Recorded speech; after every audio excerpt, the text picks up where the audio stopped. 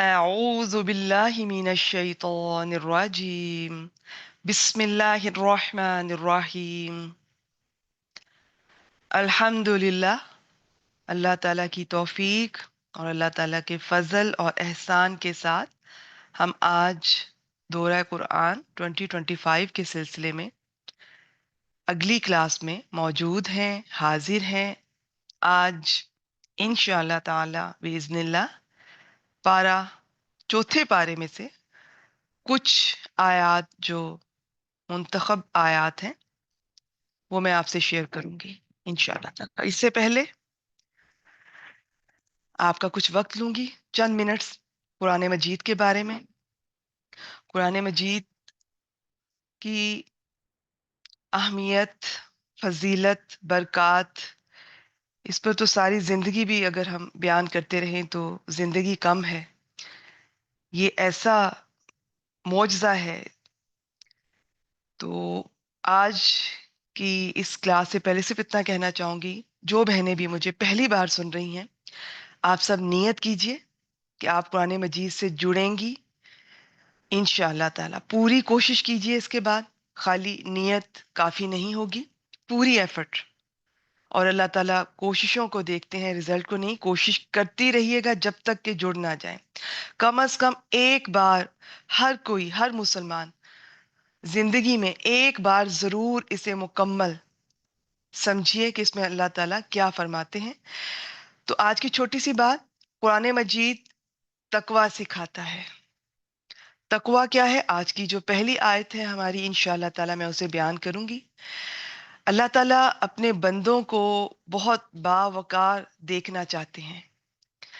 ऐसा नहीं है कि दुनिया में भेज दिया अब जो चाहे वो करें, कोई डिसिप्लिन नहीं, कोई चेक एंड बैलेंस नहीं।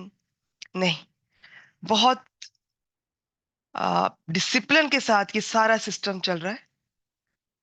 इंसान जानवरों की तरह जिंदगी ना गुजारे, हर दौर में उसकी हिदायत के लिए पैगंबर रसूल आते रहे और अल्लाह ताला इसी तरह आसमानी किताबें भेजते रहे। इंसान जितना भी जीनियस हो, जितना भी ज़हीन फतीन अक्लमंद हो, वो कुछ हद तक तो चीज़ों को पा लेता है, समझ लेता है। लेकिन जो हिदायत, असल हिदायत है, जैसा कि कुरान मजीद में भी अल्लाह ताला फरमाते हैं, असल हिदायत वही है जो अल्लाह ताला की हिदायत है। वो हमें नबी अकरम सल्लल्लाहु अलैहि वसल्लम के ज़रिए से अल्लाह ताला ने हम तक ये पहुंचाई, कुरान और सुन्नत। अब इस पर अमल करना ज़रूरी है। इसको समझेंगे तो ही हमारी ज़िंदगियां बाकी आम इंसानों से और जानवरों से मुख्तलिफ होंगी, वरना हम भी उसी तरह आएंगे, जिंदगी गुजारेंगे, वही दिन, वही रात, वही आदात, वही हरकत। ना जिंदगी के किसी मकसद का पता होगा, ना जिंदगी बावकार होगी, ना वक्त की कदर होगी। तो ये सब कौन सिखाता है? कुरान मजीद सिखाता है। क्योंकि अल्लाह ताला हमसे मोहब्बत करते हैं। वो चाहते हैं कि हम बावकार, ग्रेसफुल जिंदगी गुजारें। मुसलमान जो होता है बड़ा बावकार होता है। मोमिन की एक अलग ही शान होती है। और ये कैसे मिलती है? कुरान और सुन्नत से। जब पता होगा कि ये चीजें अल्लाह ताला को पसंद है, ये अहकामात, इन पर अमल करना है। कैसे पता चलेगा? कुरान मजीद से और फिर सुन्नत, अहादीस मुबारक इसमें हेल्प करेंगी इंशाअल्लाह ताला। और फिर ये चीजें सब गलत हैं, बुरी हैं, कुछ हराम है, कुछ उससे जरा कम दर्जे की, लेकिन ये भी गलत है, इनको भी छोड़ दें। कुछ उससे भी कम दर्जे की, आज उसको भी देखेंगे इंशाअल्लाह ताला, जिसका ना कोई शरीयत उन्हें हलाल कहती है ना हराम कहती है, लेकिन वक्त का ज़िया है। तो मोमिन जैसे जैसे इस रास्ते पे बढ़ता जाता है, वो अपने वक्त की बहुत कदर करता है।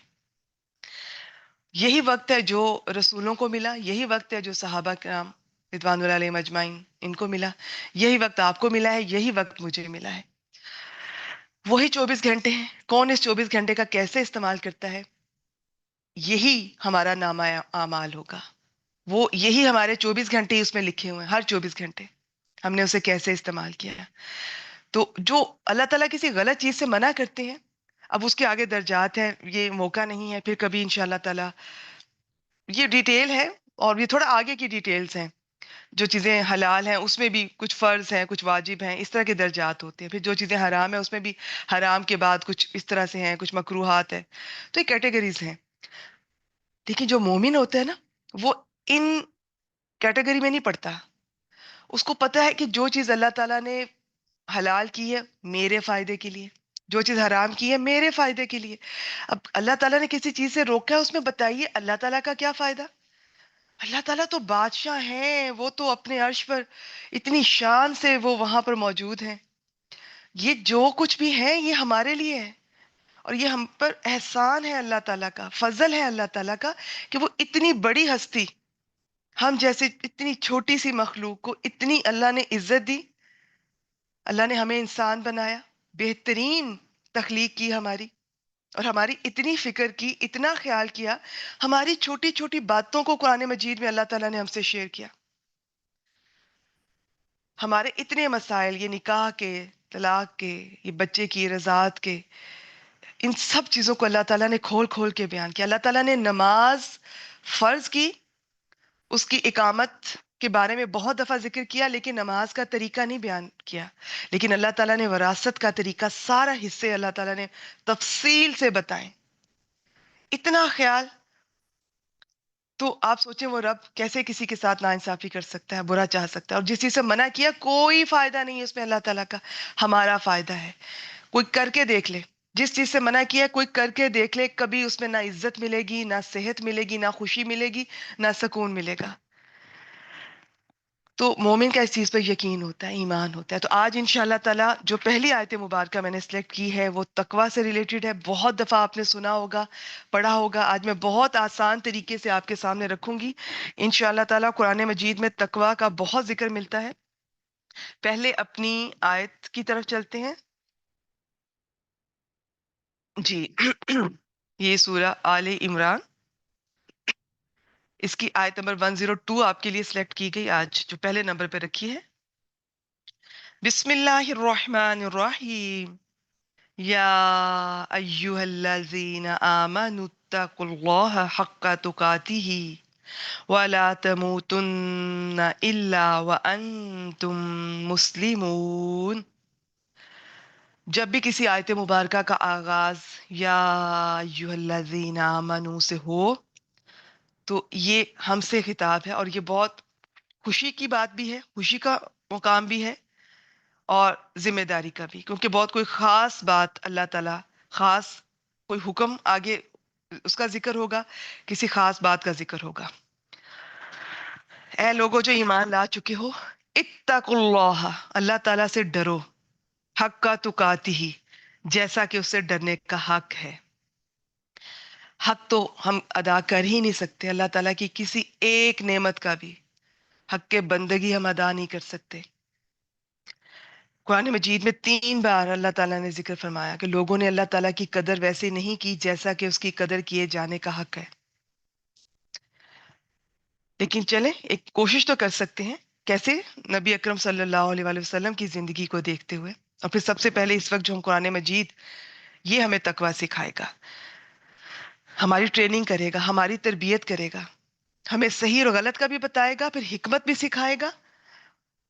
اور ہمیں، آپ دیکھیے گا وہی دن رات آپ کے پہلے گزر رہے تھے، وہی لوگ آپ کے ارد گرد تھے، وہی معاملات تھے، وہی آپ کے سب کچھ روٹین چل رہی تھی. لیکن قرآن مجید سے جڑنے کے بعد آپ کے دل اس طرح بدلیں گے، آپ معاملات کو اس طرح سے لیں گے، آپ کے معاملات میں ایک حسن آ جائے گا، ایک گریس آ جائے گی آپ کی ڈیلنگ میں، آپ کی شخصیت میں، جب آپ سب کچھ اللہ تعالیٰ سے ڈرتے ہوئے، محتاط رہتے ہوئے. میں ابھی تقویٰ کو ذکر کرتی ہوں، اس میں صرف ڈر نہیں ہے، میں ڈر کا ذکر پہلے نہیں کرنا چاہ رہی.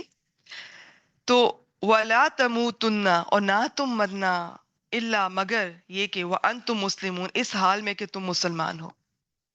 آج سب سے پہلے آپ سے تقویٰ کا شیئر کرتے ہیں، تقویٰ کیا ہوتا ہے، اور پھر دوسری بات اس آیت مبارکہ کی یاد رکھیے گا. بعض دفعہ انسان ساری زندگی ایک اچھا کام کرتا ہے لیکن ضروری نہیں اس کا خاتمہ اچھا ہو، اور جیسا خاتمہ ہوگا اسی حال میں انسان آخرت میں اٹھایا جائے گا. تو اللہ تعالیٰ سے حسن خاتمہ کی دعا کیا کیجیے. اللہ تعالیٰ، اور حسن خاتمہ کا مطلب یہ نہیں ہے کہ جائے نماز پہ موت آ گئی ہے یا کوئی اس طرح سے، وہ بھی سب اچھی چیزیں ہیں، لیکن اللہ تعالیٰ راضی ہوں. اللہ تعالیٰ کے اس جب موت آئے تو اللہ تعالیٰ ہم سے راضی ہوں، کوئی نافرمانی کا کام نہ کر رہے ہوں. اس لیے جب بھی کوئی آپ غلط کام کا دل چاہے ذہن میں رکھیں، کچھ بھی غلط دیکھ رہے ہیں، غلط سن رہے ہیں، غلط بول رہے ہیں، غلط کر رہے ہیں، ذہن میں رکھیے کہیں ایسا نہ ہو کہ ابھی مجھے موت آ جائے. اور یقین کیجیے آپ لوگوں میں سے بھی بہت لوگوں نے یہ ایکسپیرینس کیا ہوگا. اسی طرح کام کرتے کرتے اچانک جب کبھی زلزلہ آتا ہے تو یوں نہیں لگتا کہ یہ بھی تو ہو سکتا ہے کہ اگر ہم آج اتر کر اپنی سیڑھیوں سے باہر روڈ پر چلے گئے ہیں، وہ بھی تو لوگ ہیں جنہیں روڈ تک جانے کا موقع ہی نہیں ملا. وہ بھی تو لوگ ہیں جو رات کو سوتے ہوئے زلزلہ آیا اور وہ وہیں پہ ختم ہو گیا. اور کچھ لوگ ضروری نہیں کہ سو رہے ہوں اس وقت، نہ جانے کون اس وقت کیا کر رہا تھا. تو ہم بھی جب زلزلہ آتا ہے کس طرح فوراً اللہ تعالیٰ ہمیں یاد آتے ہیں.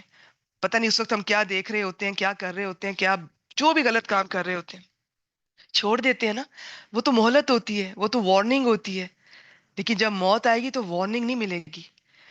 تو اس پیاری سی آیت میں ایک تو تقوی سیکھیں گے، پھر دوسرا دعا کریں گے حسن خاتمہ کی، اور پھر کوشش کریں گے جب بھی کچھ غلط کام کریں ذہن میں رکھیں ایسا نہ ہو کہ ابھی مجھے موت آ جائے تو کیا اس حال میں آئے گی، میں کیا منہ لے کر اللہ کے سامنے حاضر ہوں گی. تو یہ اب ان دو باتوں کو ذہن میں رکھتے ہوئے ہم تقوی کو سب سے پہلے دیکھتے ہیں. تقوی تقوی بہت آپ پڑھیں گے اور سنیں گے. جی اس کو جی اس کی ڈیفینیشن بہت زیادہ ہے. بہت بہت بزرگان دین نے، علماء کرام نے اس کو بہت مختلف طرح سے ایکسپلین کیا. کچھ انہوں نے احادیث مبارکہ سے اس کے کچھ حصے لیے. اگر سمپل کر کے بتاؤں نا، ویسے تو اس کا جو لغوی معنی ہوتا ہے نا، ڈرنا اور بچنا، دونوں چیزیں اس میں ہوتی ہیں. اس سے پہلے کہ میں ڈرنا اور بچنا بتاؤں، سمپل اگر میں دیسی انداز میں بتاؤں، اللہ تعالیٰ نے جس چیز کا حکم دیا ہے وہ کرنا، جس چیز سے منع کیا ہے اس سے رک جانا، اپنے آپ کو روکنا، خود کوشش کر کے روکنا. ایک ہوتا ہے کہ انسان بوڑھا ہو گیا، اب گناہ کرنے کی طاقت ہی نہیں رہی تو پھر گناہ سے رک گیا. نہیں، آپ ینگ ہیں، آپ کا دل چاہ رہا ہے کسی بھی غلط برائی یا کچھ بھی کرنے کو، دیکھنے کو، آپ اپنے آپ کو روکتے ہیں ہر لمحے ہر قدم پہ. یہ جو ایفرٹ کر کے روکنا ہے نا، یہ تقوی میں شامل ہے. ایک کو خود کچھ ہو ہی نہیں رہا، میں کچھ غلط کرنا بھی چاہتی ہوں لیکن وہ میں کر نہیں پاتی، ہو نہیں رہا. نہیں، جب ہوا نہیں تو پھر وہ تقوی میں شامل نہیں ہے. آپ کر سکتی تھیں، آپ اکیلی تھیں، آپ کچھ بھی دیکھ سکتی تھیں، آپ کچھ بھی بول سکتی تھیں، آپ کچھ بھی کر سکتی تھیں، کہہ سکتی تھیں، لیکن آپ نے اس وقت بھی یہ احساس کیا کہ میرا رب مجھے دیکھ رہا ہے. تو یہ جو احساس ہوتا ہے نا کہ اللہ تعالیٰ مجھے دیکھ رہا ہے، میرے ساتھ ہے، ایک دن میں نے اللہ کے سامنے حاضر ہونا ہے. اور یہ سب کچھ بیکار نہیں ہے، یہ مجھے دنیا میں کسی ٹرپ پہ نہیں بھیجا گیا، ہر چیز کا حساب دینا ہے. تو یہ جو اللہ تعالیٰ کو حاضر ناظر جان کر یہ احساس جو ہے نا، شعوری احساس، اس کے ساتھ جو انسان اعمال کرتا ہے، اچھے اعمال کرتا ہے، برائیوں سے رکتا ہے، یہ تقویٰ ہے. بہت ڈیٹیل ہے، میں نے سمپل کر کے آپ سے شیئر کیا. ڈرنا، اللہ تعالیٰ کی ناراضگی سے ڈرنا. دیکھیے اللہ تعالیٰ سے ویسے اگر ہم ڈرنے کی بات ہو تو اللہ تعالیٰ تو اتنے بڑے ہیں، اللہ اکبر. اللہ اکبر کا معنی یہ ہے کہ وہ اپنی صفات میں بھی عظیم ہیں، بڑے ہیں، وہ سائز میں بھی بہت بڑے ہیں، ہم امیجن بھی نہیں کر سکتے. ہماری عقل کام کرنا چھوڑ دیتی ہے.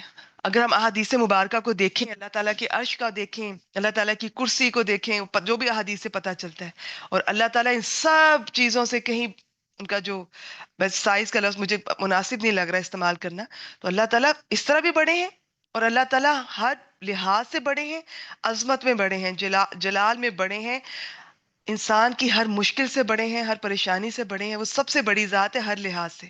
تو وہ تو اگر ہم تو اول تو دیکھ بھی نہیں سکتے، دیکھ لیں تو شاید ڈرنا کیا، وہ تو کوئی اور ہی حالت ہوگی انسان کی، شاید موت آری ہو جائے.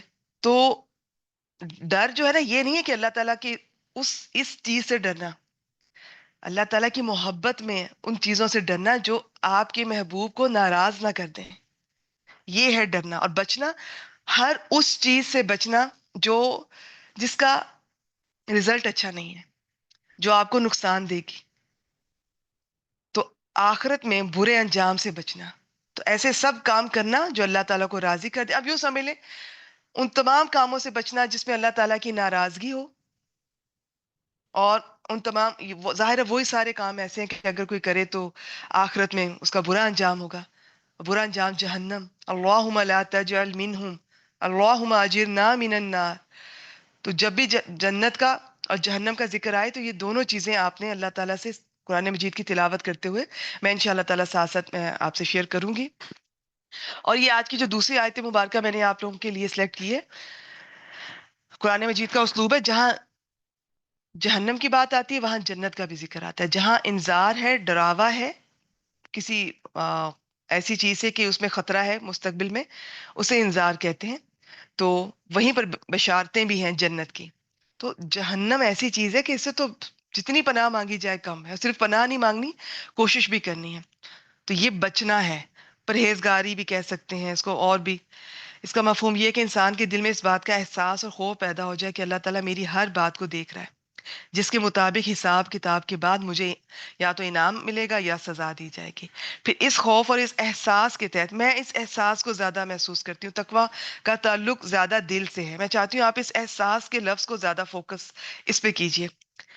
تو ٹھیک ہے، کہیں خوف کی بھی ضرورت ہوتی ہے. اللہ تعالیٰ نے انسان کو، ہر انسان مختلف ہوتا ہے، اس کی سائیکالوجی کے مطابق ڈیل کیا گیا. قرآن مجید میں کہیں تو دلائل دیے گئے کہ جو عقل مند ہیں، سمجھدار ہیں، جنہیں دلیل چاہیے، دلائل آ گئے. کچھ لوگ ہیں جنہیں بس خوشخبری دے دیں جنت کی، وہ اتنے سویٹ ہوتے ہیں، وہ خوش ہوتے ہیں، وہ اس چیز کیا خواہش کرتے ہیں، تمنا کرتے ہیں سب کو کرنی چاہیے. جب جنت بنانے والے نے اس کا ذکر کیا، جب جنت بنانے والا کہہ رہا ہے کہ اس کی خواہش کرو، وہ خود چاہتا ہے کہ تم آؤ، جنت بھر جائے، آؤ دیکھو کہ میں نے کیا ماسٹر پیس بنایا ہے. اور ہم کہتے ہیں کہ نہ مجھے جنت چاہیے نہ مجھے جہنم چاہیے، میں ان سے اوپر کی چیز ہوں اور اوپر اٹھنا چاہتی ہوں. نہیں، آپ کتنا بھی اوپر اٹھ جائیں، اللہ تعالیٰ کے احکامات سے اوپر کیا ہوگا؟ اللہ تعالیٰ ایک بات کی رغبت دلا رہے ہیں. اور چلیں، اگر آپ ان چیزوں سے بے نیاز ہیں، آپ ان چیزوں سے اوپر ہیں، آپ دوسروں کو اس چیز میں مبتلا نہ کیجیے. ہو سکتا ہے باقی ہم جیسے عام لوگ ہوں، انہیں جنت کا اگر رغبت اللہ تعالیٰ دلا رہے ہیں، جنت کا شوق دلا رہے ہیں، جنت کا اگر کوئی لالچ بھی کرتا ہے، تو جب بنانے والا یہ چاہ رہا ہے تو اس میں کیا حرج ہے؟ تو پھر درجے ہوں گے نا. اگر وہ اس چیز سے ابتدا کرتا ہے، پھر آہستہ آہستہ اسے اتنی محبت ہو جائے گی اللہ تعالیٰ کی، وہ صرف جنت ہی نہیں، وہ کچھ اور بھی چاہے گا. تو اگر کوئی ان چیزوں سے اوپر ہے تو وہ اپنی ذات تک اسے محدود رکھے. لوگوں کو یہ باتیں سوشل میڈیا پہ اکثر میں دیکھا کرتی تھی کہ جنت کے لالچ میں نہیں، جہنم کے خوف سے نہیں. ہے کیوں نہیں ہے؟ یہ باتیں وہی کر سکتا ہے جس نے قرآن مجید کو پڑھا نہیں ہے، سمجھا نہیں ہے. جب قرآن مجید میں اللہ تعالیٰ خود جنت کی اس کا شوق دلا رہے ہیں، جہنم سے ڈرا رہے ہیں، تو اس کا مطلب ہے یہ چیزیں ایسی ہیں، ان کا اس میں سے ایک کا شوق رکھنا ہے، ایک سے ڈرنا ہے. تو اب کوئی شخص کو شوق دلایا جائے گا، اس کے لیے اس کی باتیں ہیں، بہت پیاری پیاری باتیں ہیں. انسان صرف امیجن کر سکتا ہے. ویسے تو وہ ایسی چیز ہے جسے کسی آنکھ نے نہ سنا، کسی کو خیال تک نہ گزرا. وہ تو ایسی چیز ہے کہ وہ کوئی جائے گا تو وہاں پر دیکھے گا. لیکن ایک امیجنیشن اللہ تعالیٰ نے جو قرآن مجید میں ہمیں بیان کی ہے، اچھا لگتا ہے اسے سن کر. دل چاہتا ہے جب انسان پریشانیوں میں گھبرا جاتا ہے، وہ انسان ہر وقت پریشانیاں ہیں، زندگی میں سٹریس ہیں، بعض دفعہ لوگوں کی طرف سے ظلم اور زیادتی، بعض دفعہ تھکاوٹیں ہیں، بیماریاں ہیں. تو انسان کو یہ چیز امید دیتی ہے کہ ایک دن ایسا آئے گا، ایک دن ایک ایسی جگہ ہوگی جب میرا رب راضی ہوگا، وہ مجھے ایسی جگہ پر داخل کرے گا جہاں نہ کبھی بڑھاپا ہوگا، نہ کبھی بیماری ہوگی، نہ کوئی پریشانی ہوگی، نہ کوئی کسی کو ستائے گا، نہ کسی کے دل میں کسی کے لیے کینہ ہوگا، نفرت ہوگی، محبتوں بھری جگہ ہوگی. تو یہ چیز موٹیویٹ کرتی ہے، سکون دیتی ہے عام انسان کو. جب وہ کہ کہیں وہ گھبرا نہ جائے، اس کو یہ نہ لگے کہ یا اللہ کدھر بھیج دیا ہے، کتنی مشکل ہے یہ زندگی، کتنی مشکل ہے یہ دنیا. تو جب قدم قدم پہ وہ ہمارے ساتھ ہے، وہ ہمیں تسلی بھی دیتا ہے. اور کچھ لوگ ہوتے ہیں جنہیں اس چیز سے اتنا اثر نہیں پڑتا، انہیں پھر جہنم سے ڈرایا گیا. ایسی منظر کشی کی گئی کہ جسے اگر کوئی محسوس کرے تو رونگٹے کھڑے ہو جائیں اور وہ رک جائے گناہوں سے. ٹھیک ہے، تو اس لیے میں چاہتی ہوں کہ آپ اس احساس کو محسوس کریں سب سے پہلے. ٹھیک ہے، خوف بھی اگر شامل ہو جائے کسی حد تک تو وہ بھی ٹھیک ہے. ہر شخص مختلف ہے، میں نے بتایا نا قرآن مجید میں ہر انسان کو اس کے نفسیات کے مطابق سب کچھ ہے. اب جو بالکل ہی اثر نہ لینا چاہے تو وہ اور بات ہے. اور کیا ہے جی کہ وہ نیکی اور پرہیزگاری کی یہ روش اختیار کرے اور اپنے آپ کو آخرت کے برے انجام سے بچا لے. 3 درجے ہوتے ہیں، اور بھی بہت سے، میں نے سمپل والے سلیکٹ کیے ہیں. پہلا درجہ ہوتا ہے جی کفر اور شرک سے بچنا. ہم کفر سے تو الحمدللہ میرے خیال میں ہم سب کوشش کرتے ہیں، اللہ تعالیٰ پر ایمان رکھتے ہیں، نبی اکرم صلی اللہ علیہ وسلم کے آخری رسول ہونے پر ایمان رکھتے ہیں. لیکن یہ جو اللہ تعالیٰ پر ایمان ہے نا ہمارا، اللہ تعالیٰ ایک ہے، ہم زبان سے کہتے ہیں، پریکٹیکل نہیں ہے. ہم ہم شرک کر رہے ہیں آج. ہم مشرک انہی کو کہتے ہیں جو بتوں کی پوجا کرتے تھے اور آج کر رہے ہیں. شرک کی بہت اقسام ہے. کبھی مجھے اللہ تعالیٰ نے توفیق دی تو شرک اور بدعت اس پر الگ سے لیکچر ہوگا انشاءاللہ تعالی. شرک ایسی خوفناک خطرناک چیز ہے کہ بعض دفعہ ہمیں پتہ بھی نہیں چلتا اور زندگیوں میں شامل ہو جاتا ہے. ہم اللہ تعالیٰ کو ایک کہہ رہے ہوتے ہیں لیکن اس کے باوجود ہم نے زندگیوں میں کسی اور چیز کو، کوئی انسان کی محبت، کوئی کسی مال کی محبت، دنیا کی محبت، کسی چیز کو ہم اللہ تعالیٰ کے برابر لے آتے ہیں. کسی دنیا کی چیز کو نیچے سے اٹھا کر اللہ کے برابر لے جانا، یا اللہ تعالیٰ کو اٹھا کر جو اللہ تعالیٰ کا مقام ہے، وقار، اوپر، سب سے اوپر ہونا چاہیے اللہ تعالیٰ کو آپ کے دل میں، آپ کی زندگی میں. ادروائز دھکے ہی دھکے ہیں. تو وہاں سے اگر آپ وہ جگہ اللہ تعالیٰ کو نہیں دیتے، اللہ تعالیٰ کا مقام نیچے کر دیتے ہیں، یا نیچے سے دنیا کی کسی چیز کو اوپر اللہ تعالیٰ کے برابر یا اوپر لے جاتے ہیں، تو یہ شرک ہو جائے گا اور اس کا انجام بھگتنا پڑے گا. تو اس سے بچنا ہے. یہ بڑا درجہ عام طور پہ اکثر لوگ کوشش کرتے ہیں اس سے بچنے کی. پھر ایک یہ درجہ ہے. یہ میں بڑا اور چھوٹا نہیں بات کر رہی، میں کہہ رہی ہوں یہ پہلا درجہ ہے. اس کے اوپر کا پھر درجہ یہ ہوگا کہ انسان ہر طرح کے گناہوں سے بچے گا. مین اب وہ کفر بھی نہیں کر رہا اللہ پر، اللہ کے رسول پر ایمان ہے، شرک بھی نہیں کر رہا. اب وہ ہر طرح کے گناہوں سے بچے گا، چھوٹے ہیں یا بڑے، وہ خیال نہیں کرے گا. یاد رکھیے مومن کا یہ طریقہ ہوتا ہے، وہ کسی نیکی کو چھوٹا نہیں سمجھتا، کسی نیکی کو چھوٹا سمجھ کے نہیں چھوڑتا، کسی گناہ کو چھوٹا سمجھ کے نہیں کرتا. ہمیں نہیں معلوم کون سی نیکی ہے جو اللہ تعالیٰ کو پسند آ جائے اور وہی ہماری بخشش کا باعث ہو جائے، اور ہم یہ سمجھتے رہے ساری زندگی کہ میں یہ اچھے کام کر رہی ہوں، ان سے میری بخشش ہوگی. اور وہ جو انکانشیسلی ہم نے اللہ تعالیٰ کے لیے بغیر کسی کے دکھاوے کے لیے کوئی کام انکانشیسلی کر گئے، اور وہ اللہ کو ہماری ادا ایسی پسند آئی کہ اللہ تعالیٰ ہم سے راضی ہو گئے اور ہمیں بخش دیا. یہ ایسا پتہ چلتا ہے حدیث مبارکہ سے. تو ہر طرح کے گناہ سے بچنا. اور ایک اور درجہ بھی ہے، یہ بھی عام درجہ نہیں ہے ہر طرح کے گناہ سے بچنا، لیکن جو بہت خاص الخاص لوگ ہوتے ہیں نا، جن کی محبت اللہ تعالیٰ سے بہت بڑھ جاتی ہے، وہ پھر مباح سے بھی بچتے ہیں. اب مباح کیا ہے اس کو بھی دیکھ لیتے ہیں. تو اب آپ نے اپنے درجات کا خود آپ نے بھی انالیسس کرنا ہے، اپنا جائزہ آپ نے بھی لینا ہے، میں نے بھی لینا ہے کہ ہم تقوی کے کس درجے پر ہیں. یہ ہوتی ہے وہ چیز جو نہ حلال ہے نہ حرام ہے. ٹھیک. تو آپ کوئی کر لے گا ثواب نہیں، کوئی چھوڑ دے گا گناہ نہیں. لیکن جو میں نے کہا نا تقوی میں بہت آگے کا اوپر کا درجہ ہوتا ہے، جو اللہ تعالیٰ سے اتنی محبت کرتے ہیں کہ وہ اپنی زندگی کے اس وقت پر وہ نادم ہوتے ہیں، وہ افسوس کرتے ہیں جو اللہ کی یاد کے بغیر گزر جائے. کیونکہ قیامت کا ایک نام یوم الحسرت بھی ہے. حسرہ، حسرت ہوگی اس دن انسان کو. گناہ گار کو تو اس پہ ہوگی نا میں نے کیوں گناہ کیے، نیک کو اس لیے ہوگی کہ میں نے وقت کیوں ضائع کیا، میں وہ وقت بھی کیوں نہیں اللہ تعالیٰ کے راستے میں نے لگا دیا، اللہ کو یاد کیوں نہ کیا. تو اب اس میں بہت ڈیٹیل ہے، اس میں تو پوری الگ سے کلاس ہو سکتی ہے. اس میں دیکھیں یہ جو مثالیں صرف دو ویسے دی ہیں، اس میں اور بھی مثالیں آ جاتی ہیں. تو اب یہ نہیں کہ آپ کھانے نہیں کھائیں گے، آپ بالکل کھائیں گے. اللہ نے آپ کو اچھا دیا ہے، آپ اچھا کھائیں، آپ اچھا پہنیں، اللہ کو اچھا لگتا ہے. لیکن سارا دن کھانا، سارا دن کپڑوں کی باتیں، سارا دن برانڈیڈ چیزیں، سارا دن ایک ہی بات، سارا دن درزی. اب رمضان میں بھی سارا دن ریسیپی، کھانا کھانا کھانا اور درزیوں کے چکر. اب دیکھیں رمضان تو اس لیے نہیں ہے نا. تو پھر جو مومن ہوتا ہے نا وہ چیزیں جو کہ اس کا وقت ضائع کرتی ہیں، اس میں بعض لوگ ٹی وی دیکھنے کو بھی شامل کر لیتے ہیں. وہ نہیں دیکھتے، وہ کہتے ہیں چاہے ٹھیک ہے اس میں کوئی اچھی بات بھی سیکھنے کو ملتی ہے، زیادہ تر اول تو کچھ اچھا ہے نہیں.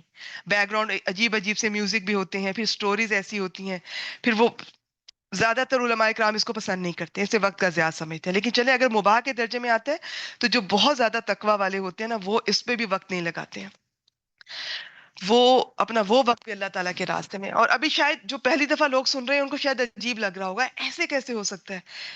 بالکل ایسے ہو سکتا ہے، لیکن ابھی یہ سٹیپ ہوتے ہیں. پہلے سٹیپ پہ بس آپ اپنا جائزہ لیں، اللہ تعالیٰ کے آپ دیکھیں کہ کس لیول پر ہیں. پھر آہستہ آہستہ ابھی آپ پوری دنیا لے کر چلیں ساتھ، لوگوں کو بھی آپ نے وقت دینا ہے، آپ اپنے سوشل میڈیا کو بھی مناسب سا وقت دیں. یہ آپ کو خود پتا ہوتا ہے کہ آپ کتنا وقت کہاں لگا رہے ہیں. آپ کو پتا ہوتا ہے کہ میں اپنوں کو وقت کم دے رہی ہوں، میں غیروں کو وقت زیادہ دے رہی ہوں جنہیں میں جانتی بھی نہیں ہوں. حرج تو کوئی نہیں ہے، چلیں وہ بھی مسلمان ہوں گے. لیکن اپنوں کا جو پہلا حق ہے، پہلا فرض ہے، وہ ادا کیے بغیر آپ باہر کے لوگوں کو وقت زیادہ دے رہے ہیں یا راضی کر رہے ہیں، تو یہ چیز آپ خود آپ دیکھ لیں، آپ کو محسوس ہوگی کہ سوشل میڈیا پہ کتنا سٹریس ہے، کتنے وہاں پہ عجیب عجیب سے ایشوز کریٹ ہو جاتے ہیں، عجیب سے مسئلے، عجیب سی دوستیاں، تو یہ آپ خود محسوس کریں گے. اچھا، یہ بہت ٹاپک بھی بہت تفصیل طلب ہے. تو بات یہ ہے کہ کھانا کھانا بھی اچھی بات ہے، لیکن سارا دن کھانے کی باتیں اور کھانے کی تیاری یہ مناسب نہیں ہے. رمضان میں آپ بالکل آپ انجوائے کریں، سیلیبریٹ کریں، اللہ نے آپ کو دیا، آپ کی افطاری بھی اچھی ہو اور سحری بھی اچھی ہو. جو شوق رکھتے ہیں ٹھیک ہے، لیکن اتنی زیادہ ڈشز نہ بنا لیں. ایک سے زیادہ ڈشز آپ کی باڈی بھی پسند نہیں کرتی. ایک وقت میں ایک چیز کھائیں، اور تھوڑا کھائیں گے تو تراوی میں بھی آسانی ہوگی، طبیعت ہلکی رہے گی. پھر یہ مہینہ ریسٹ کا مہینہ ہوتا ہے، معدے کو بھی آرام کروائیں، اپنی روح کو، جسم کو، ہر چیز کو آرام کروائیں. ہم نے بدلنا ہے، ہم نے دعا کرنی ہے اللہ تعالیٰ ہمارا دل بدل دے اس مہینے میں، جب ہم عید والے دن ہم ایک ایسے انسان ہو جو ہم رمضان سے پہلے نہیں تھے. اور ہم واقعی ایک عجیب انسان ہوتے ہیں، ہم نئے انسان ہوتے ہیں. ہم رمضان میں کچھ اور ہوتے ہیں، اور جیسے ہی شوال کا چاند نظر آتا ہے ہم ایک اور ہی انسان ہوتے ہیں. نہیں، ویسا نہیں ہونا ہے. اچھا جی، میں واپس آتے ہیں اپنے ٹاپک کی طرف. ٹھیک ہو گیا؟ تو یہ تھی جی آیت مبارکہ. بہت لمبا ٹاپک ہے، لیکن میری بڑی خواہش تھی کہ میں تھوڑا سا آپ سے شیئر کروں. اس میں نے تقویٰ کے بارے میں کچھ آپ سے شیئر کیا. اب آگے چلتے ہیں. اور حسن خاتمہ، اس آیت سے پتہ چلتا ہے کہ خاتمہ اچھا ہوگا تو ہی بات بنے گی. اب جی اگلی آیت کی طرف چلتے ہیں.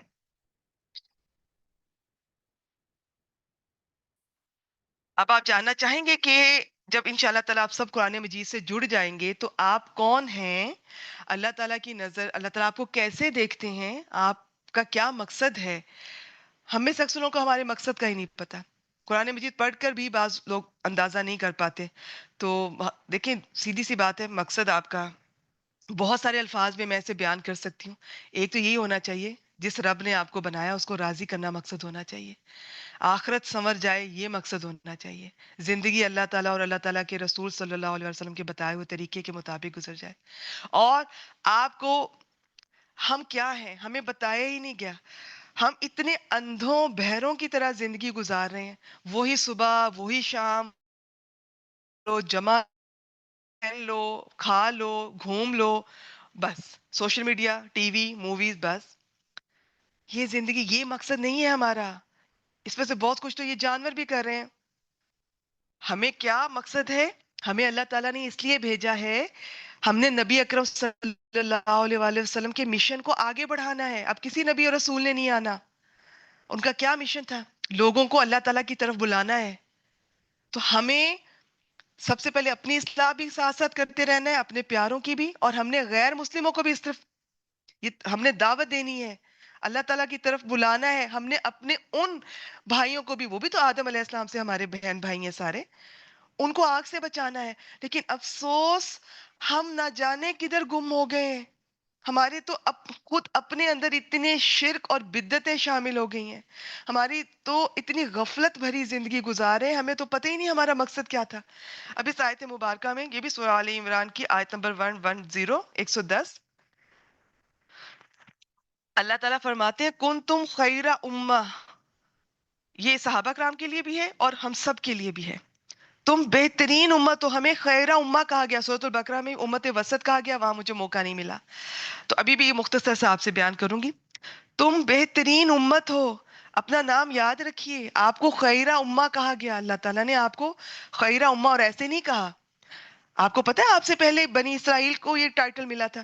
وہ اللہ تعالیٰ نے انہیں کتنی فیورز دیں، کیونکہ اللہ تعالیٰ نے ان سے دین کا کام لینا تھا. لیکن جب انہوں نے وہ کام نہیں کیا، ان سے وہ پوزیشن چھین لی گئی اور اب مسلمانوں کو دی گئی.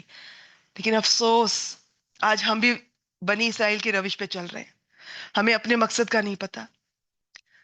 خود بھی سیکھنا ہے قرآن مجید، خود بھی بدلنا ہے، اپنے پیاروں کو بھی، مسلمانوں کو بھی اور غیر مسلموں کو بھی، سب کو آگ سے بچانا ہے.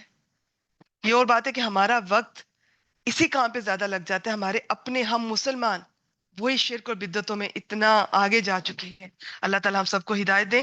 تو ہمیں خیرہ امہ کہا گیا. اللہ تعالیٰ فرماتے ہیں اخرجت للناسی، تم بہترین امت ہو، تمہیں لوگوں کے لیے بھیجا گیا ہے. خیرہ امہ اخرجت، بھیجی گئی، نکالی گئی لوگوں کے لیے. تأمرون بالمعروف، تم معروف کا حکم دیتے ہو. وتنہون عن المنکر، یہ تو بچپن میں اسلامیت کی بک میں بھی تھا نا، امر بالمعروف، نہیں عن المنکر. اور یہ اتنا لمبا ٹاپک ہے، اس کو بھی میں بہت مختصر، بہت جلد دل کے ساتھ، بھاری دل کے ساتھ ہی شیئر کروں گی۔ کبھی دل چاہتا ہے بس ایک ہی آیت رکھوں دورہ قرآن میں، کیونکہ بدلنے کے لیے نا دل بعض دفعہ ایک آیت ہی کافی ہوتی ہے، اور نہیں بدلنا تو قرآن مجید کوئی سارا پڑھ بھی لے گا، تو اگر دل نہیں بدلنا، دل کی تنگی، کسی نے اس میں فرقہ واریت ہے، کسی میں کوئی ذات پات ہے، کسی میں حب دنیا، حب جا، کسی میں کوئی چیز رکھی ہوئی ہے اور دل بدلنا نہیں چاہ رہا کوئی، تو پھر اللہ تعالیٰ ایسا نہیں ہے کہ آپ کو پکڑ کے ہدایت دے۔ قرآن مجید میں اللہ تعالیٰ نے کئی بار ذکر کیا، ہدایت کے لیے آپ کو دعا کرنی ہوگی اور آپ کو کوشش کرنی ہوگی، اور جنہیں موقع دے دیں اللہ تعالیٰ، اس نعمت کی قدر کیجیے گا، نہیں تو بنی اسرائیل کی طرح آپ کو بھی ہٹا کر کسی دوسرے کو آپ کی جگہ پہ لے آیا جائے گا۔ میں اکثر جو اسٹوڈنٹس ہوتے ہیں گروپ میں، شروع میں زیادہ ہوتے ہیں، کورس جب سٹارٹ ہوتا ہے بہت ہوتے ہیں، آہستہ آہستہ کم ہوتے جاتے ہیں، کچھ کی تو ٹھیک ہے جینوئن ریزنز ہوں گی، لیکن وہ بہت کم ہوتے ہیں۔ میں نے پچھلی کلاس میں بھی ذکر کیا تھا کہ ہماری کچھ اسٹوڈنٹس بہنیں، اور ایک نہیں کئی تھیں، ابھی بھی ہیں، اللہ تعالیٰ انہیں سلامت رکھے، کینسر کے ساتھ اسٹرگل کرتے ہوئے، جب ان کی ٹریٹمنٹ چل رہی ہے اس دوران بھی وہ کلاس نہیں چھوڑتی تھی۔ تو اگر وہ یہ کر سکتی ہے تو میرے اور آپ کے پاس کیا بہانہ رہ جاتا ہے؟ تو کرنے والے کرتے ہیں، یہی چیز اللہ تعالیٰ نے دیکھنی ہے۔ یہ چھوٹی چھوٹی سر درد شروع ہو گیا، چھوٹا سا کوئی مسئلہ، چھوٹی سی پریشانی، مہمان آ گئے، کلاسیں چھوڑ دیں، اور ایک کلاس چھوڑی تو آہستہ آہستہ دور ہٹ گئے، دور ہوتے گئے۔ تو اگر یہ نعمت اللہ تعالیٰ آپ کو دیں، قرآن مجید سے جڑیں، تو آپ نے اسٹرگل کرنی ہے، اس سے جڑے رہنے کی دعا کرنی ہے، کوشش کرنی ہے۔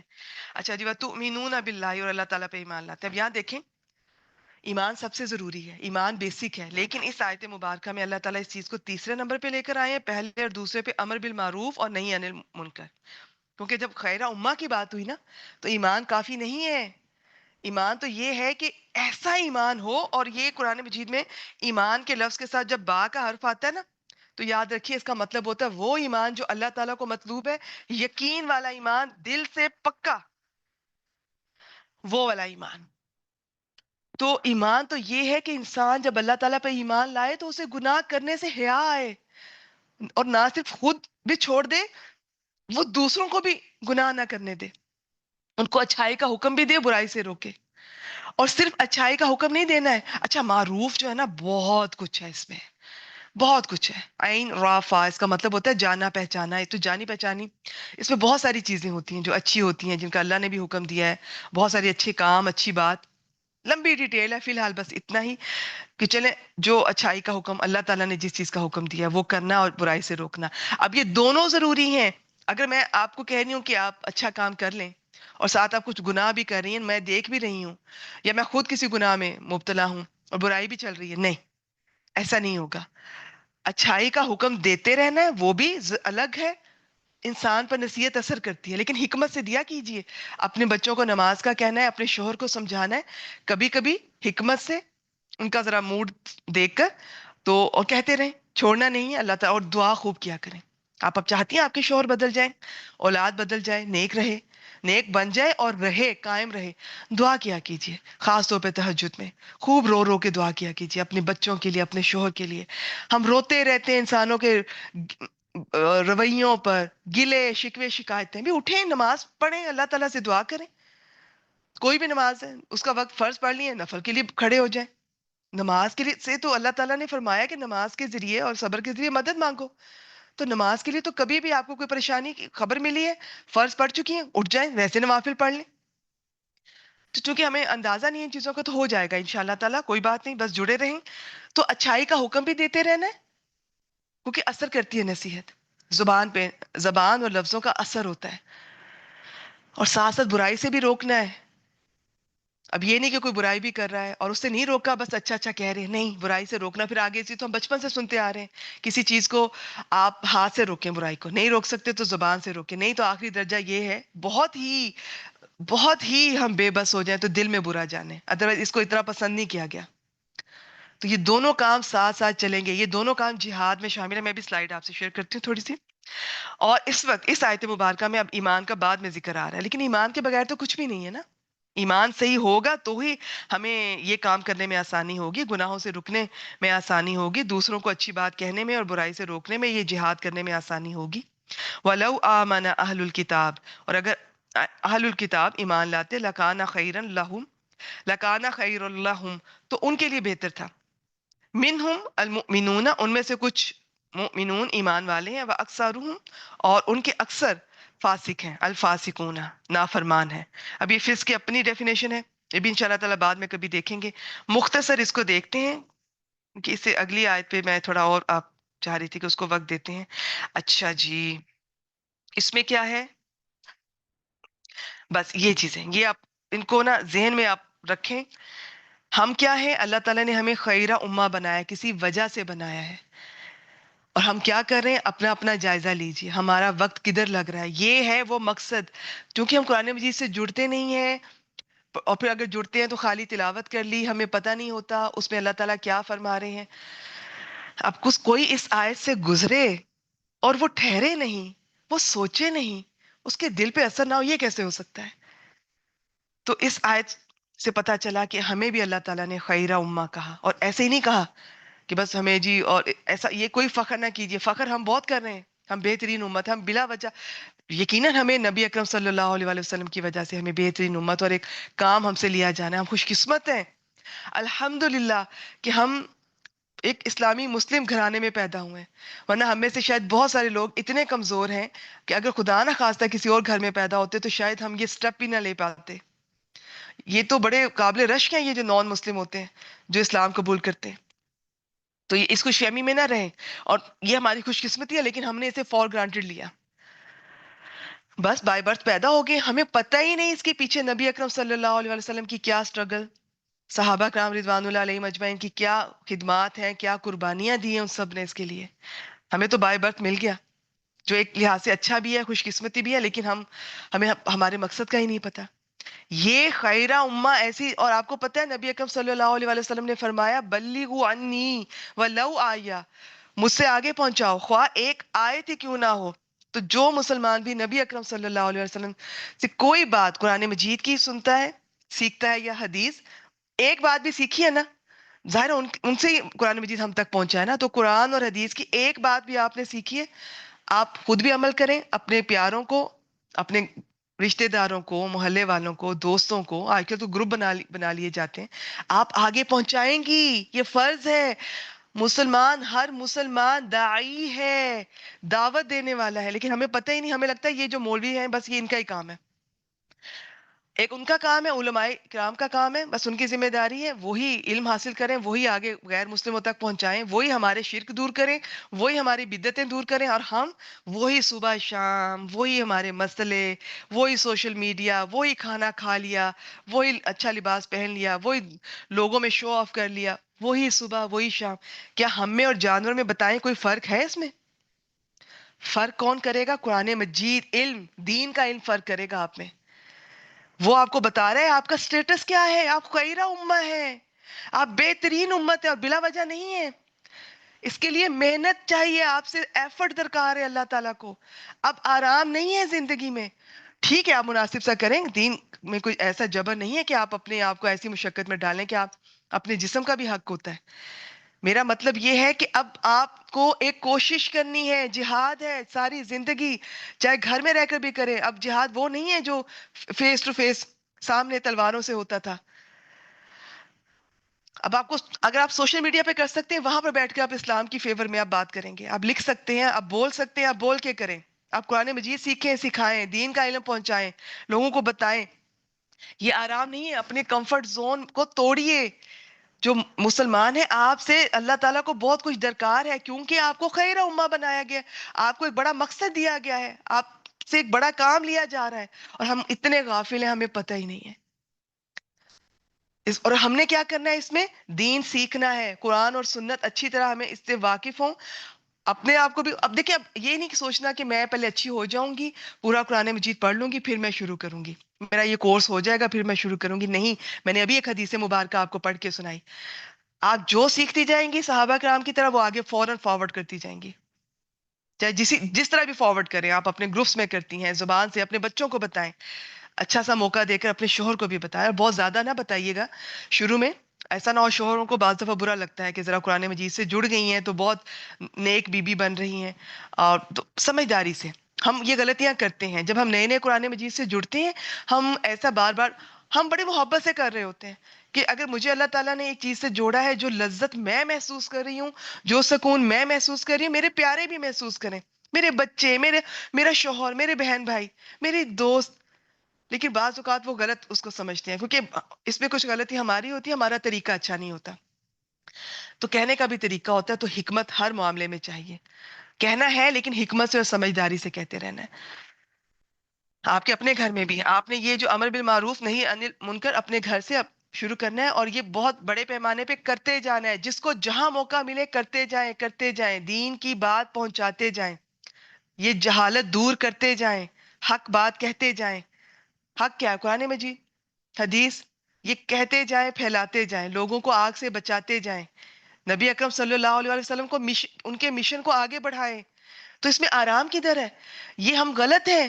ہم نے پتہ نہیں اپنے اوپر، ہم نے اپنے بچوں کو محنت ہی نہیں سکھائی. اچھا، دنیا کے ڈگریز کے پیچھے ہمارے بچے رات رات بھر جاگتے ہیں. کبھی آپ نے سوچا؟ ہم تو اب تو اللہ تعالیٰ ہم پہ رحم فرمائے، اتنے افسوس سے مجھے کہنا پڑ رہا ہے کہ 2.5 سال کے بچے کو اسکول میں یہ پتہ نہیں پری کیا ہوتا ہے یہ. ہمارے زمانے میں تو خیر کچھ اور ہوتا تھا، ذرا بڑی عمر میں بھی چلے جاتے تھے.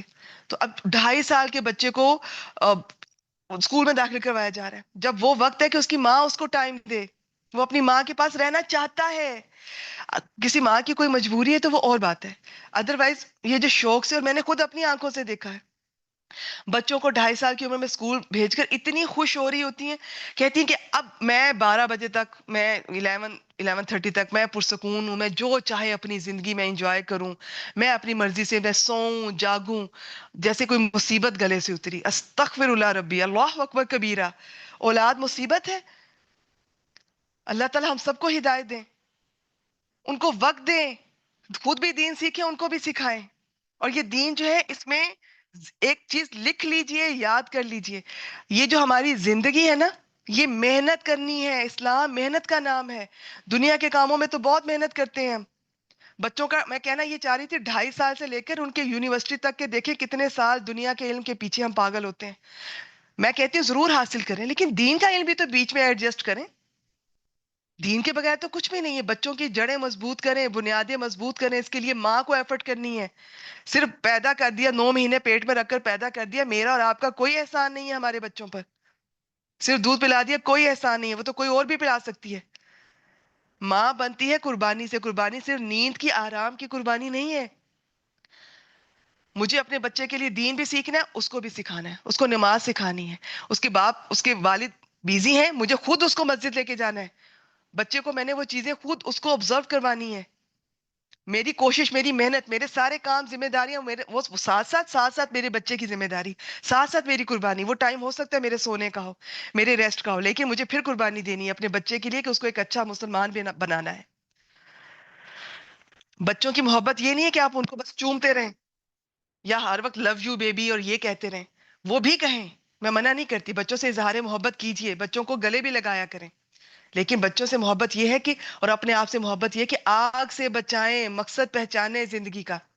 چاہے دین سے بعد میں کوئی کام آپ نے کرنا ہے، نہیں کرنا، کم از کم ایک بار دین کا علم خود بھی حاصل کریں اور بچوں کو بھی سکھائیں، ان کی جڑیں مضبوط کریں. اس کے بعد وہ دنیا کے کسی ملک میں بھی جائیں، جہاں وہاں پہ غیر مسلموں میں رہیں، ان کے اندر ان کا جو ایمان ہے، عقائد ہیں، وہ اتنے مضبوط ہوں، وہ ایسے مسلمان ہوں، وہ وہاں پر ایمبیسڈر ہوں اسلام کے، کہ ان کو دے کر لوگ اسلام قبول کریں، چاہے وہ اس دین کے کسی کام سے جڑے یا نہیں جڑے، ان کی شخصیت ایسی ہو. لیکن ہمیں پتہ ہی نہیں، ہماری مائیں اتنی غافل ہیں. تو یہ ماؤں کی ذمہ داری ہے، پلیز اپنے ان مسئلوں سے نکلیں. یہ جو سسرال کے مسئلے ہیں، یہ جو گھر کے، اور نہ جانے بہت سارے تو ہم نے خود پال رکھے ہیں. جو خاتون اپنی زندگی کے مقصد کو پہچان لے گی، قرآن مجید سے جڑ جائے گی، اسے سب لوگ کمزور لگیں گے، سب مسئلے حقیر لگیں گے. اس کو ایک اللہ تعالیٰ کی طرف سے ایک بڑا مشن، ایم، مقصد مل جائے گا. جن کے مقصد بڑے ہوتے ہیں نا، وہ راستے پہ چھوٹی چھوٹی باتوں پہ چھوٹے چھوٹے لوگوں سے نہیں الجھا کرتے، کیونکہ ان کا مقصد بڑا ہے. اپنا مقصد بڑا کیجئے، بڑا مقصد رکھیے. یہ صبح شام بس پیدا ہوئے، دن رات وہی، شادیاں کی، بچے کی، اور نکل گئے، فوت ہو گئے. تو آپ میں اور جانور میں کیا فرق ہوا؟ تو مقصد بڑا کیجئے. کون مقصد دے گا؟ قرآن مجید دے گا، سیرت النبی صلی اللہ علیہ وآلہ وسلم، احادیث مبارکہ. ان سب چیزوں سے آپ کو اپنے مقصد کا پتہ چلے گا، زندگی کیسے گزارنی ہے. جس نے صرف پڑھنا ہے اور زندگی اپنی بہتر کرنی ہے، اس کے لیے بھی، جس نے آگے سکھانا ہے اس کے لیے بھی. یہی چیز آپ کی مدد کرے گی. تو کم از کم اتنا ضرور سیکھیں کہ اپنا اور اپنے بچوں کی آپ عاقبت سنوار سکیں. اتنا تو ضرور سیکھیں. یہ اس میں چھٹی نہیں ہے. اگلا سٹیپ ٹھیک ہے، بعض دفعہ آپ کے گھروں میں مجبوریاں ہوتی ہیں، بڑی بڑی پیاری بہنیں ہیں، بڑی دین کی خدمت کرنا چاہتی ہیں، مجبور ہیں، شوہر سسرال کی طرف سے کوئی ذمہ داریاں ہیں، کوئی پابندیاں ہیں. کوئی بات نہیں، آپ تڑپ رہی ہیں نا، آپ کی تڑپ اللہ کو بڑی پسند ہے. نیت رکھیں، کل آپ کا ہے، کل وقت آپ کا ہے. یہ تو چند سال کا کچھ ایک فیز ہوتا ہے، اور یہ سسرال بھی آپ کی ٹریننگ ہو رہی ہے. یہ ہماری تربیت ہوتی ہے یہاں پر بھی. آج ہم یہ ٹالریٹ کریں گے، یہ چیزیں برداشت کریں گے، اگنور کریں گے. ابھی آج کی آخری آیت مبارکہ کی طرف میں جلدی سے بڑھتی ہوں، اس پہ بھی بہت کچھ سیکھنے کو ملے گا. ٹھیک ہے، ہمیں برداشت سکھائی جا رہی ہے. یہ تھا جی آج کا. میرا خیال ہے اس کو میں یہیں پہ مکمل کرتی ہوں. بہت کچھ میرے دل میں ذہن میں آ رہا ہے، لیکن پھر میری آج کی آخری جو آیت مبارکہ ہے وہ نہ رہ جائے. اچھا، یہ سلیکٹ میں نے یہ کی ہے 134، لیکن اس سے پہلے والی میں خالی زبانی بتا دیتی ہوں، اس کے بعد والی بھی میں زبانی بتا دوں گی. تو اس سے پہلے بات یہ ہو رہی ہے کہ آیت نمبر 133 میں اللہ تعالیٰ نے فرمایا، یہ میں نے آج کی جو جتنی بھی آیات ہیں سورہ آل عمران سے ہی سلیکٹ کی ہیں. اور وَسَارِعُوا إِلَىٰ مَغْفِرَةٍ مِّن رَبِّكُمْ، اور اپنے رب کی بخشش اور جنت کی طرف دوڑو. جنت کے بارے میں بتایا گیا آیت نمبر 133 میں، جس کا عرض آسمانوں اور زمین کے برابر ہے. وہ متقین کے لیے، پرہیزگاروں کے لیے تیار کی گئی. اب ان کی صفات ہم دیکھیں گے. کون ہے وہ جن کے لیے جنت تیار کی گئی؟ کیا یہ صفات ہمارے اندر ہیں؟ آئیے جائزہ لیتے ہیں. آیت نمبر 134، بسم اللہ الرحمن الرحیم.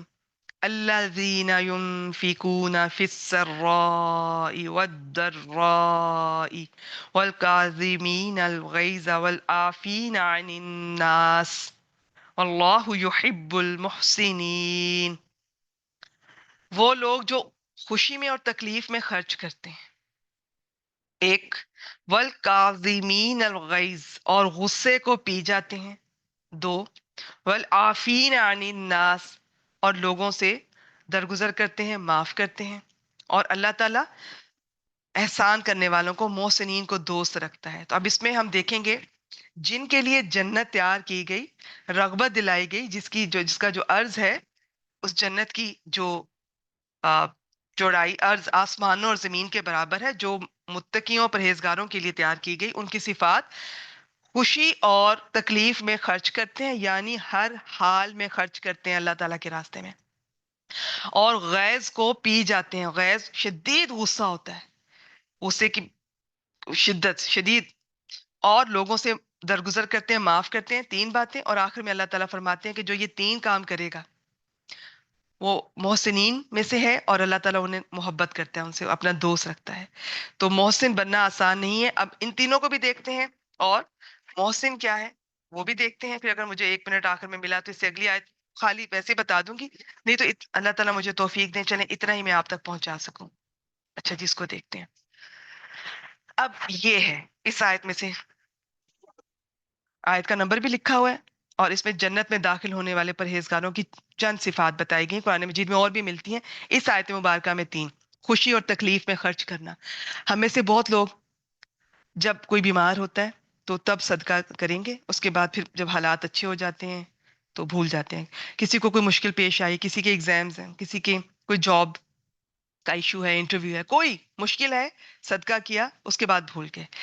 یہ ہمیشہ کرنا ہے، اور ہر ایک نے کرنا ہے. اس میں کوئی فرق نہیں کوئی امیر ہے یا غریب. اب آپ کے ذہن میں آ رہا ہوگا کہ وہ کیسے کریں، تو میں ایک بات بتا دوں. صحابہ کرام کو جب یہ پتا چلتا تھا تو وہ جا کے محنت کر کے کماتے تھے، چاہے چند کھجوریں ہی کیوں نہ ارن کریں، وہ کھجوریں جب کماتے تھے اس کے بعد وہ صدقہ کر دیتے تھے. تو اور پھر اللہ تعالیٰ نے ایک حدیث سے پتا چلتا ہے کہ اپنے آپ کو آگ سے بچاؤ صدقہ دے کر. آگ سے بچاؤ خواہ ایک کھجور کا ٹکڑا ہی کیوں نہ ہو. تو بوجھ نہیں ڈالتا اسلام، دین میں کوئی بوجھ نہیں ہے. جو زیادہ دے سکتا ہے وہ زیادہ دے، جو کم دے سکتا ہے وہ جتنے اللہ نے دیا اس میں سے دے. دینا سب نے ہے. اور صدقہ صرف پیسے نہیں ہے، صدقہ کی ٹرم بہت بڑی ہے. پھر آگے اس کی اقسام ہیں، اس میں فرض صدقات زکوٰۃ کو کہتے ہیں، نفلی صدقات ہیں. تو ہم تو صدقہ خیرات کی ایک ٹرم یوز کرتے ہیں، خیرات کا مطلب بھلائیاں نیکیاں ہوتا ہے، تو خیر وہ بھی اس میں شامل ہم کر لیتے ہیں. It's okay, not bad. تو ہر حال میں خرچ کرنا ہے. اور صدقہ تو کیا ہے، کسی کے راستے سے پتھر ہٹا دے وہ بھی صدقہ ہے. آپ اپنے کسی مسلمان بہن بھائی کو دے کر میرا مطلب ہے آپ تو مسلمان بہنوں کو اور جو بھائی ہیں وہ بھائیوں کو دیکھ کر مسکرا دینا وہ بھی صدقہ ہے. اور یہ ضرور کیا کریں. یہ بالکل مفت ہے, سستا ہے, اور آپ کو اندازہ بھی نہیں کہ اللہ تعالیٰ کتنے راضی ہوتے ہیں. ہم نا نیکیوں کو ہم نے اپنے ذہن کے مطابق, کسی کو میں بڑا سمجھتی ہوں, کسی کو چھوٹا. جس کو قرآن مجید اور حدیث بڑا چھوٹا کہے, اٹس اوکے, ادروائز خود نہ سمجھیں. ہمیں پتہ ہی نہیں ہوتا کوئی شخص کس ذہنی تکلیف سے گزر رہا ہے. اس کو آپ نے مسکرا کے دیکھا, وہ اس میں اس کو اتنا سکون ملا. آپ اس کے پاس کھڑے ہو گئے, آپ نے اس کی بات سن لی اور وہ ریلیکس ہو گیا, اس کے وہ سٹریس آدھے سے زیادہ دور ہو گیا. تو اس چیز کو ہلکا نہ سمجھا کیجیے. یہ سب صدقہ ہے. کسی کو وقت دے رہے ہیں صدقہ ہے, کسی کو مشورہ دے رہے ہیں صدقہ ہے, کسی کے ساتھ چل کر جا رہے ہیں اس کی کوئی مشکل دور کرنے. تو صدقے کی تو بہت کچھ اس میں آ جاتا ہے, بہت کچھ آ جاتا ہے اس میں. دین کا علم اگر کوئی آپ کسی کو سکھا رہا ہے, اس کے علاوہ اور بھی بہت سارے, اس کی ڈیٹیل انشاءاللہ تعالی کوئی حدیث فائنل سامنے رکھ کے اگر موقع ملا تو وہ میں شیئر کروں گی. تو سیکھنے کی بات یہ ہے ہر حال میں خرچ کرنا. اب آپ کیا کریں, آپ یوں کریں, آپ یوں کر سکتی ہیں, اللہ نے اگر آپ کو زیادہ دیا, آپ ڈیلی بیسس پہ کچھ نکال سکتی ہیں. تھوڑے سے پیسے جو بچتے ہیں سودے میں سے, جو بھی آپ کے گھر میں گروسری آتی ہے کوئی بھی, آپ وہ الگ رکھ سکتی ہیں. جب وہ اتنے ہو جائیں ہفتے 10 دن کے بعد, آپ کسی کو دے سکتی ہیں. اور لوگوں کی چھوٹی چھوٹی ضرورتوں کا خیال رکھا کیجیے. بڑی بڑی ضرورتوں کا خیال ہم میں سے ہر کوئی نہیں رکھ سکتا, اللہ تعالیٰ توفیق دیں, کسی کو استطاعت دیں. اور بعض دفعہ ہر شخص کی ضرورت بہت بڑی نہیں ہوتی, اس کی چھوٹی سی ضرورت کا بھی خیال رکھا کریں.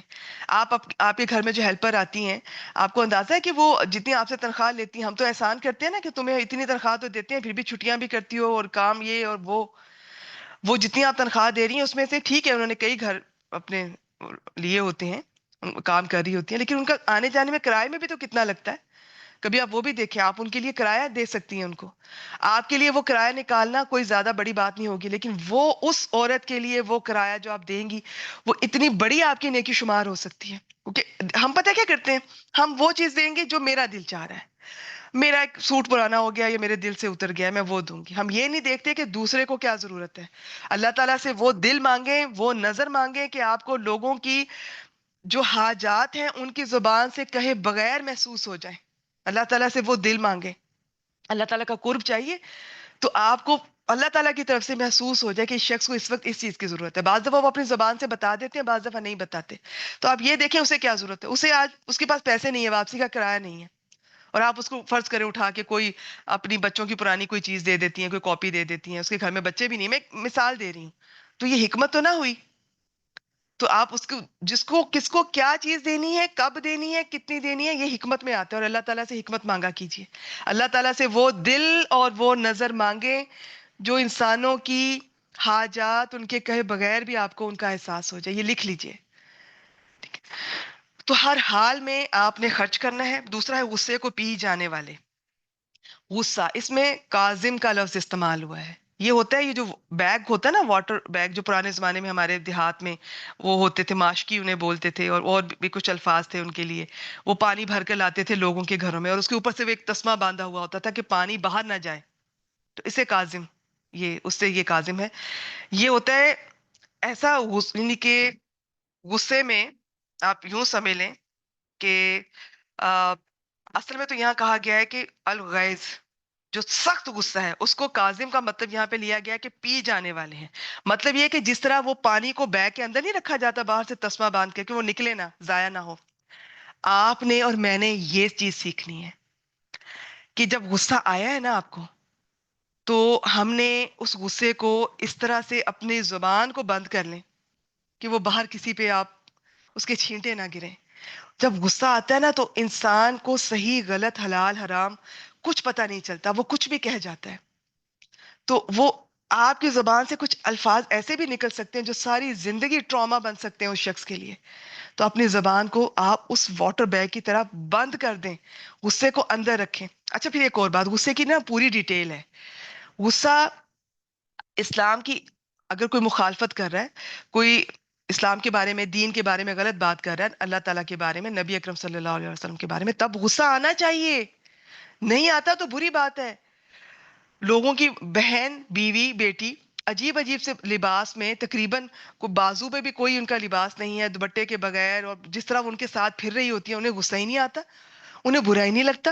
اور ان لوگوں کے لیے خاص لفظ استعمال ہوا ہے حدیث میں، خیر موقع نہیں، غصہ آنا چاہیے. تو کچھ باتیں ایسی ہیں، کچھ موقع ایسے ہیں کہ غصہ آنا چاہیے، لیکن باقی یاد رکھیے، اگر کوئی یہ کہتی ہے نا کہ مجھے بہت غصہ آتا ہے، کوئی بات نہیں، غصہ آنا آپ کے اختیار میں نہیں ہے. ہمیں یہ نہیں کہا گیا کہ غصہ کیوں آتا ہے.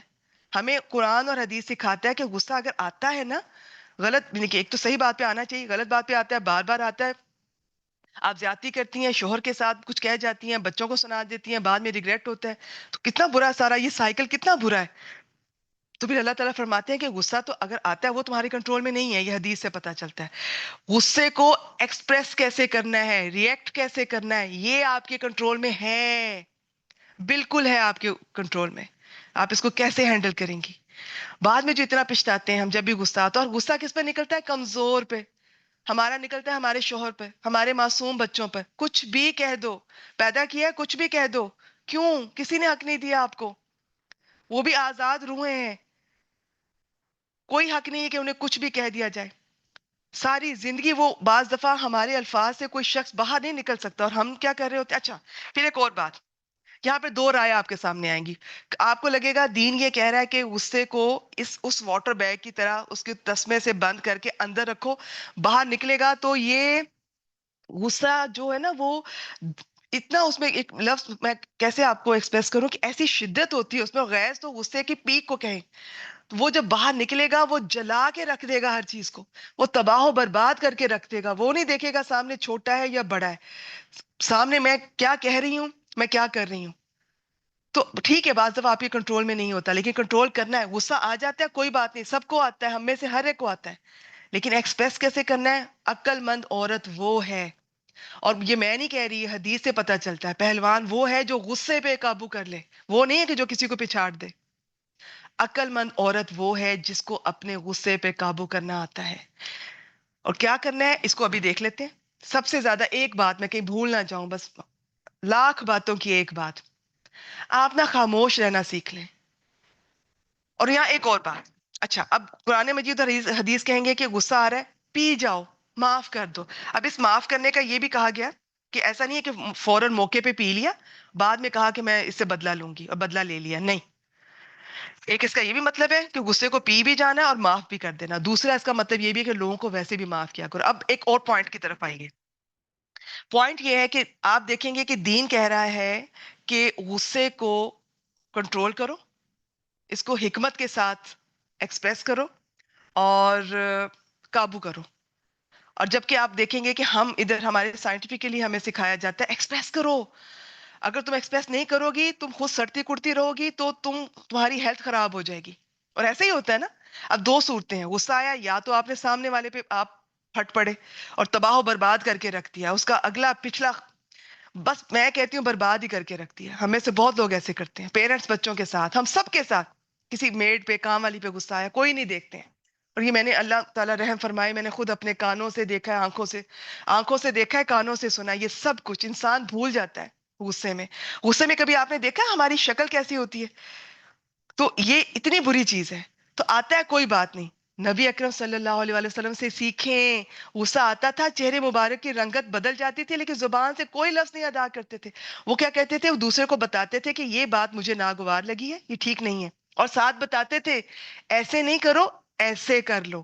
یہ رویہ اپنانا ہے. اور دوسری بات، اب دو باتیں ہیں، یا تو آپ کو غصہ آیا آپ سامنے والے کو برباد کر دیں گی، یا پھر آپ خاموش رہ کے خود سہیں گی، اپنے آپ کو برباد کر دیں گی. اب کرنا کیا ہے؟ اللہ تعالیٰ کیا چاہتے ہیں؟ معاف کر دو، معاف کر دو. سامنے والے کو بھی نہ اس کو برباد کرو. معاف کر دو گے نا تو دل میں وہ جذبات نہیں رہیں گے غصے کے، تمہاری اپنی صحت بھی خراب نہیں ہوگی. مشکل ہے نا، لیکن ان لوگوں کی قرآن مجید میں بڑی تعریف کی ہے اللہ تعالیٰ نے. تو معاف کیے کریں. ہمیں معاف کرنا سکھایا نہیں جاتا. ہم اپنے گھر میں بچپن سے یہ سنتے آ رہے ہیں، اس نے مجھے ایک بات کی، میں نے اس کو 10 سنائی. ہم اپنے گھر میں اپنے پیرنٹس کو، اپنے بڑوں کو یہ کہتے سنتے ہیں. کوئی تمہیں ایک کہے آگے سے دو، اینٹ کا جواب پتھر سے، یہ کرو وہ کرو. ہمیں معاف کرنا نہیں سکھایا جاتا. سیکھیے. کس سے سیکھنا ہے؟ قرآن مجید سے سیکھنا ہے، نبی اکرم صلی اللہ علیہ وآلہ وسلم سے سیکھنا ہے. آسان نہیں ہے. اللہ تعالیٰ خود فرمائیں گے قرآن مجید میں آسان نہیں ہے. تو پھر اس کا اجر پتہ کیا ہے؟ قیامت کے دن حدیث مبارکہ سے پتہ چلتا ہے، اللہ تعالیٰ کہتے ہیں جس شخص کا مجھ پر کوئی حق ہے نا، وہ کھڑا ہو جائے اور مجھ سے حق لے لے. اور پتہ کون لوگ کھڑے ہوں گے؟ جنہوں نے اللہ کے لیے کسی کو معاف کیا ہوگا، اور وہ کھڑے ہوں گے اور وہ جو چاہیں گے وہ اللہ تعالیٰ سے مانگیں گے، اور اللہ تعالیٰ انہیں اپنی شان کے مطابق نوازیں گے. تو معاف کیا کریں. اور یہ معاف کر دینے کا سب سے زیادہ فائدہ آپ کو خود ہوگا. آپ آزما کر دیکھ لیجئے. مجھے پتا ہے بہت مشکل ہے، اللہ تعالیٰ کو بھی پتا ہے بہت مشکل ہے. پریکٹس تو کریں، شروع تو کریں، ابتدا تو کریں، خود بھی کریں، اپنے بچوں کو بھی سکھائیں. پلیز یہ بدلا بدلا بدلا جہاں ضرورت ہے وہاں پہ ٹھیک ہے. بعض دفعہ کچھ لوگ ایسے ہوتے ہیں ان کو انہی کی زبان میں جواب دینا پڑتا ہے، لیکن ہر شخص ایسا نہیں ہوتا ہے. تو آج یہ بات سیکھ لیں. اور کیا کرنا ہے؟ اللہ تعالیٰ فرما رہے ہیں آخر میں کہ اللہ تعالیٰ محسنوں سے محبت کرتا ہے. محسن پتہ کیا ہوتا ہے؟ کون ہوتا ہے؟ عربی زبان میں کہتے ہیں اس کے ایک تو ہوتا ہے کہ جو احسان کرتا ہے، اور ایک ہوتا ہے کہ جو کسی بھی کام کو بہت اچھے طریقے سے انجام دیتا ہے. ایک ہے کہ بس میں نے فرض کریں اپنے گھر میں کسی کو آئی ہیں، ان کی میں نے مدد کی، میں نے کہا کہ وہ میں نے شاپر ایک فلان رکھ دیا کرسی پہ یا ٹیبل پہ، وہ وہاں سے اٹھا لو. میں کمرے میں سے ہی کہہ رہی ہوں اٹھا لینا اور لے جانا. ایک ہے کہ وہی چیز میں ریپ کر کے بہت اچھے طریقے سے اس کو پراپر اور خوشی سے محبت سے اس کے ہاتھ میں. اب جب سے عید آنے والی ہے، آپ اگر اللہ تعالیٰ نے آپ کو توفیق دی تو نیا جوڑا لیں. جس طرح آپ اپنی دوستوں کو رشتہ داروں کو گفٹ کرتی ہیں، آج کل تو اتنے خوبصورت طریقے سے وہ آگے سے پیش کیا جاتا ہے، آپ اس طریقے سے کبھی کسی غریب کو بھی پیش کریں اتنی محبت سے، عید مبارک کہہ کے گلے لگا کر. تو یہ چیز ہوگی احسان کے درجے پہ، تب آپ محسن ہیں. اس سے پہلے آپ نے نیکی کی، دور سے آواز دے دی لے جاؤ، وہ بس نیکی ہے، احسان نہیں ہے. ہمارے یہاں احسان ایکچولی اور طرح سے ہے. ہمارے یہاں احسان ہوتا ہے مجھ پہ احسان نہ کرو، اس کا مجھ پہ بڑا احسان ہے. وہ عربی میں وہ بھی مطلب ہے، عربی میں احسان کا اور مطلب ہے خوبصورت طریقے سے کرنا، بہترین طریقے سے کرنا. نماز ایک ہے بس اذان سنی جلدی سے وضو کیا نماز ادا کی اور نکل گئے. ایک ہے کہ وضو بھی بڑے اچھے طریقے سے کیا، نماز کا پہلے سے انتظار تھا، پھر وضو بہترین کیا، فریش کیا، دوبارہ کر لیا چاہے پہلے بھی وضو تھا، پھر نماز اتنے اچھے طریقے سے ادا کرنے کی کوشش کی. اب آپ محسن کے درجے پر ہیں. اس طرح سے ایک روزہ بس رکھ لیا، سو کے گزار لیا چاہے نماز پڑھی نہیں پڑھی، اور پھر خوب کھایا، اور پھر اس طرح سے. ایک ہے کہ اس میں گناہ سے بھی رکے، اچھائیاں بھی کی، سارا دن اللہ تعالیٰ کے راستے میں اس روزے کے ساتھ اللہ تعالیٰ کو راضی کرنے کی بھی کوشش کی. اب یہ چیز وہی چیز تھی، احسان کے درجے پہ چلی جائے گی. تو محسن ہوتا ہے جو کسی بھی کام کو، چاہے وہ اللہ تعالیٰ سے تعلق ہے، عبادات سے، حقوق اللہ سے، چاہے حقوق العباد سے، وہ کسی بھی چیز کو، کسی بھی کام کو بہترین طریقے سے کرتا ہے، وہ ہوتا ہے محسن. اللہ تعالیٰ نے ان لوگوں کو محسن کہا ہے جو ہر حال میں خرچ کرتے ہیں. میں ذکر کر رہی تھی کہ آپ روز کے روز بھی پیسے نکال سکتی ہیں. نہیں تو چلیں آپ کے گھر کے باہر جو پرندے آتے ہیں، آپ انہیں کوئی بچی ہوئی چیز گھر سے، تاکہ آپ کے وہ فوڈ بھی ضائع نہ ہو، اور اس کے علاوہ پانی بھی اب گرمیوں میں آپ وہ دے سکتی ہیں. آپ چونٹیوں کو کچھ باہر، گھر سے باہر، گھر کے اندر نہیں، وہ تو پھر آپ کی کچن میں آئیں گی، آپ کو تکلیف ہوگی، انہیں بھی تکلیف ہوگی. تو آپ اللہ تعالیٰ کی باقی مخلوقات کے لیے بھی آپ اور بہت کچھ کر سکتی ہیں، آپ ڈیلی بیسس پہ. ٹھیک ہے، تو یہ ڈیلی بیسس پہ صدقے کو اپنی زندگی میں شامل کیجیے. اس میں بہت کچھ آتا ہے، انشاءاللہ تعالیٰ میں آج ایک پوسٹ شیئر کروں گی، ہماری ایڈمن افیرہ بیٹی نے بنائی ہے. اس میں بہت کچھ ہے، بہت آئیڈیاز ہیں. وہ آپ رمضان میں ہر روز کوئی ایک بھی پریکٹس کر سکتے ہیں، پھر اپنی عادت بنا لیں. ان میں سے کوئی ایک سلیکٹ کر کے سارا سال بھی کیجیے. ایک چیز یاد رکھیے، حدیث مبارکہ سے پتہ چلتا ہے، ایک ہوتی ہے بڑی نیکیاں. ٹھیک ہے، ہر روز ہر کوئی بڑی نیکی کرنے کی پوزیشن میں نہیں ہوتا، نہ توفیق ملتی ہے. اللہ تعالیٰ کو وہ نیکی زیادہ پسند ہے، خواہ تھوڑی ہو لیکن مستقل ہو، ڈیلی بیسس پہ ہو، باقاعدگی سے ہو. تو کیوں نہ کوئی تھوڑی سی سلیکٹ کر لیں اور اس پہ باقاعدگی سے پورا سال عمل کریں. بہت دل چاہ رہا ہے بہت کچھ آپ سے اور بھی شیئر کروں، لیکن کلاس کا ٹائم مکمل ہو گیا.